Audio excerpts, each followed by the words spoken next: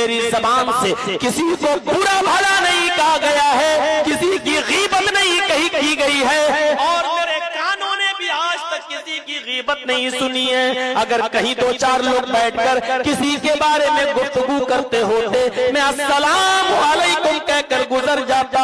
जहां दो चार लोग बैठे होते, किसी की बातें कर रहे होते, मैं उधर भी नहीं बैठता, मैं किसी की गीबत करता भी नहीं और किसी की सुनता भी नहीं। नमाज पढ़ी और सीधे अपने घर पे आ गया।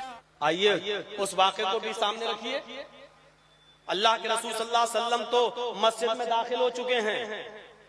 हजरत बिलाल ने इकामत कह दी है, तकबीर कह दी गई है,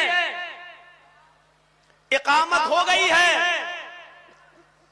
अल्लाह के नबी मुसल्ले इमामत पर खड़े हैं, अभी अल्लाह अकबर कहकर नियत नहीं बांधी। हजरत बिलाल ने इकामत कही, अल्लाह के रसूल आगे खड़े हैं। अचानक मुड़ते हैं और बगैर नमाज पढ़ाए मस्जिद से निकल जाते हैं और सहाबा से कहते हैं रुको मैं अभी आ रहा हूं।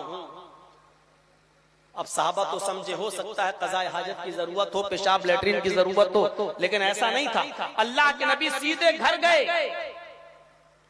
और आपके तकिए के नीचे, पिल्लों के नीचे सोने का एक टुकड़ा रखा हुआ था। उस टुकड़े को अल्लाह के रसूल सल्लल्लाहु अलैहि वसल्लम ने उठाया और फिर आप उस टुकड़े को लेकर अपने हुजरे से बाहर निकलकर गरीबों और मिस्कीनों को तलाश करने लगे और आपने ये फरमा दिया कि इसकी कीमत इतनी इतनी होगी, जितने में बिक जाए ये बराबर बराबर उसकी कीमत इतने इतने लोग जो गरीब हैं वो लोग इसकी कीमत को आपस में बांट लें। आपने उस सोने की डली को जब गरीबों में तकसीम कर दिया, उसके बाद आप आते हैं और मस्जिद के अंदर दाखिल होते हैं और उसी तकबीर पर जो हजरत बिलाल ने पहले कह दी थी, आपने दोबारा इकामत नहीं कहलवाई, उसी इकामत पर, पुरानी इकामत पर आप खड़े हो गए और अल्लाहू अकबर कहकर आपने नमाज पढ़ाई। जब आप नमाज पढ़ाकर फारिग हुए तो सहाबा ने कहा अल्लाह के नबी आज आपने वो काम किया जो इससे पहले मैंने कभी नहीं देखा, ऐसा क्या काम आ गया था?